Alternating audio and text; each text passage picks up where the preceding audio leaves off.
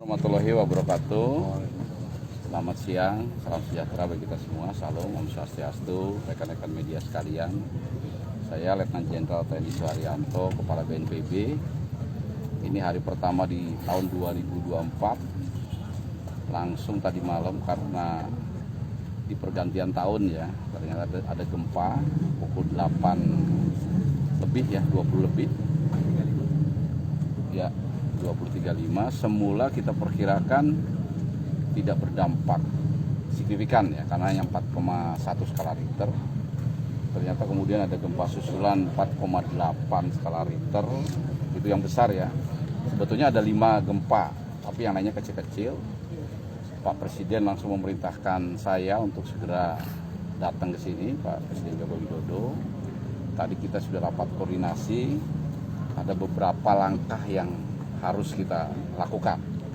Yang pertama, per hari ini Bapak PJ Bupati Sumedang, Bapak Herman, sudah menetapkan status tanggap darurat selama 7 hari.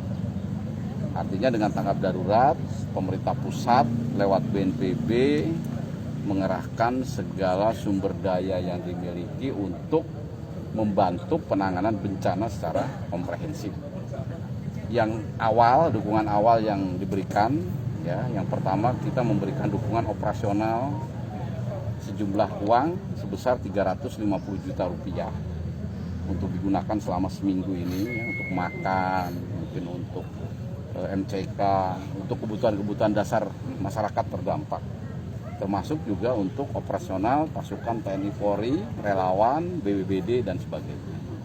Kemudian juga perlengkapan tenda, ada makanan siap saji, ada sembako, dan barang-barang kebutuhan lainnya. Tentu saja ini kebutuhan awal ya. Nanti Pak Bupati akan mengevaluasi setiap hari, ya dibantu dengan Pak Kapolres Sumedang dan Dandim Sumedang, yang dikendalikan nanti oleh Bapak Kasdam. Kebetulan beliau-beliau ada di sini semua ya. Ada Pak Danrem juga hadir, ada Pak PJ juga hadir. Dikendalikan. Nah, mudah-mudahan dalam 7 hari ini tanggap darurat selesai. Ya, kalau kita lihat tadi juga saya lihat beberapa rumah yang rusak. Alhamdulillah ya, walaupun gempanya dangkal, kerusakan tidak signifikan, tidak ada korban jiwa dalam pengertian meninggal dunia ya, ada 11 yang luka-luka. Ya, rata-rata luka ringan ya, Pak Bupati. Ada beberapa rumah mungkin nggak nyampe 100 ya. 188 ya. Ringan.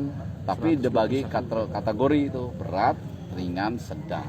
Nah, tentu saja tidak bisa hari ini dipastikan ya. Nanti ada pendampingan. Jadi BNPB juga mengeluarkan tim.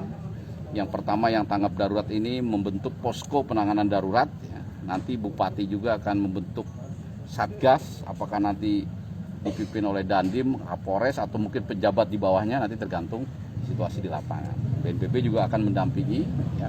Kapus Dalop akan ada di sini mendirikan posko komando, kemudian akan membantu segera mendampingi mana yang masuk rusak berat, mana yang masuk rusak sedang, mana yang masuk rusak ringan.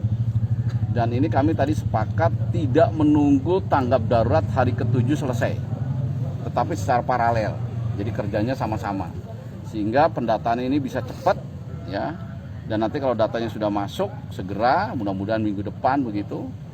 Dan haknya sama dengan daerah-daerah lain. Bapak Presiden sudah menetapkan bahwa yang menderita bencana rumahnya rusak berat, hancur, tadi juga kita lihat ya, salah satu contoh, itu diganti oleh pemerintah 60 juta rupiah.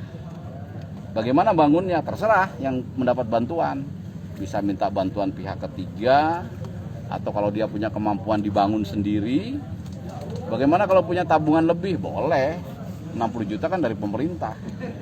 Kalau dia punya 70, 80, 100 silahkan. Tapi paling tidak yang tidak punya sama sekali, rumahnya hancur kena gempa ini bisa dibangun kembali.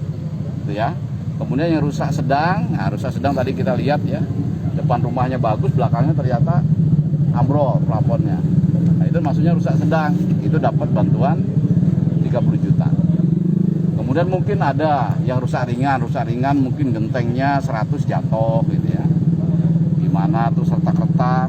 Nanti ada ada checklist dikeluarkan oleh Kementerian PUPR. Jadi bukan berdasarkan mata visual begini ya. Jadi nanti kalau hanya berdasarkan mata, antara saya dengan Pak Bupati pasti beda menilai sesuatu. Tapi kalau udah ada checklist dan ketentuan dari PUPR, nanti mana masuk ringan, berat, sedang itu kelihatan. Nah, yang ringan mendapat bantuan 15 juta.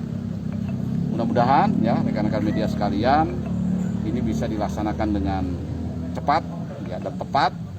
Dan kami sudah cek ke lapangan, meyakinkan bahwa memang apa-apa yang muncul kemarin ya, seperti contoh banyaknya korban jiwa yang dimasukkan ke rumah sakit umum, ternyata tidak ada ya. Memang itu yang justru yang sakit dari rumah sakit di dalam dikeluarin supaya tidak, itu kan prosedur itu ya. Kalau kita ada gempa memang jangan ada di ruang tertutup, kita harus keluar di ruang terbuka. Nah, itu sudah dilaksanakan oleh Kabupaten Sumedang dengan baik. Kemudian ada informasi katanya mengganggu jalan tol Cisumdawu, itu juga tidak. Ini ada Bapak Kapolres yang sudah langsung mengecek ke lapangan. Mungkin itu ya. Silahkan kalau mau tanya. Pak, izin Pak, kalau untuk pendampingan rumah yang rusak, apakah nanti akan masuk dalam kaidah tahan gempa atau ramah gempa?